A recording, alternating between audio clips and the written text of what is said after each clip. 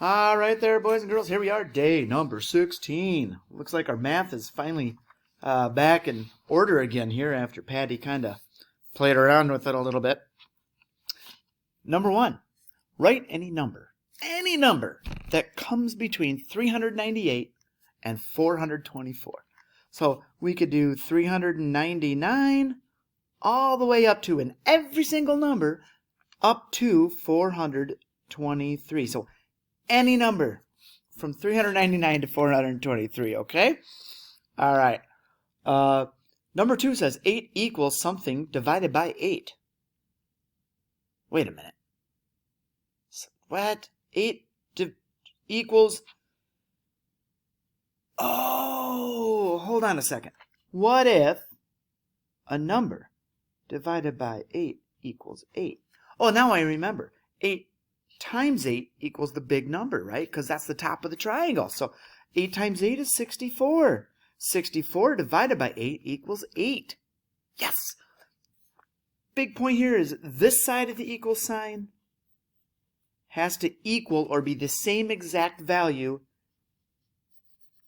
as this side. So what is 64 divided by 8? It's 8, right? Does 8 equal 8? Yes, it does. That's what we're looking for. When we say equals, we just want to make sure both sides of that equal sign has the same exact value. Number 3, on Monday, it rained for 40 minutes. It rained for half that time on Tuesday. It also rained 45 minutes on both Thursday and Friday. How many total minutes did Finn spend in the rain? Okay, so not too difficult of a problem, except there's so much stuff here, right? Okay, so on Monday, it rained for 40 minutes. On Tuesday, it rained for half of that. Well, what's half of 40? Half of 40 is 20. Very good. Because half of 4 is 2. Place value that makes it 20. All right, it didn't rain Wednesday at all, but it did rain for 45 minutes on Thursday and Friday. So there's 45 on Thursday and 45 on Friday. Okay, so we know how much time, how many minutes total it rained, right?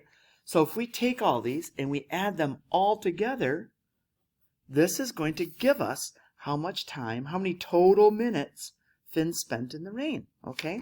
So 0 plus 0 plus 5 plus 5. Well, 5 plus 5 is 10. Bring that 1 over here, and we have 1 plus 4 is 5, plus 2 more is 7, plus 4 more is 11, plus 4 more is 15. Now let's make them. 1, 2, 3. 3 times 4 is 12. 13, 14, 15. Hey, it matches.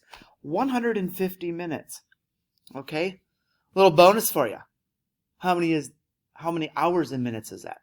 Because this is only asking us for minutes.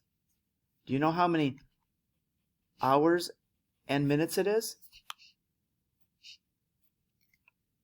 Bonus for you. I have something if you get that right. Okay, come see me. Complete the fact, then write the 3 related facts. Well, 8 times 8 was 64, and now I need something times 8 is 56. Well, 8 times 8 is 64, so we know it's not another 8 there because that's too big. 7 times 8, right? Yeah, it's only 1 less. Think about the difference between 64 and 56. Well, it's 8. All right, so let's fill in the blanks here, right? That's our fact family. So 7 times 8 is 56. Well, so is 8 times 7. We know 56 is our big number, so it has to go first, right? And again, if it's divided by 8, it's 7. If it's divided by 7, it's 8. Number 5, draw and shade 1/3 using 2 different models. Okay.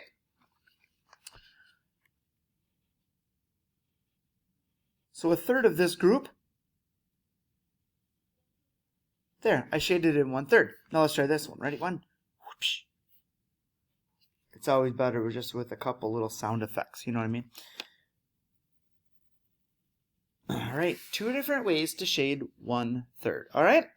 Thank you, boys and girls. We will see you tomorrow for day number 17. Wow, we're on the home stretch here. We're almost done.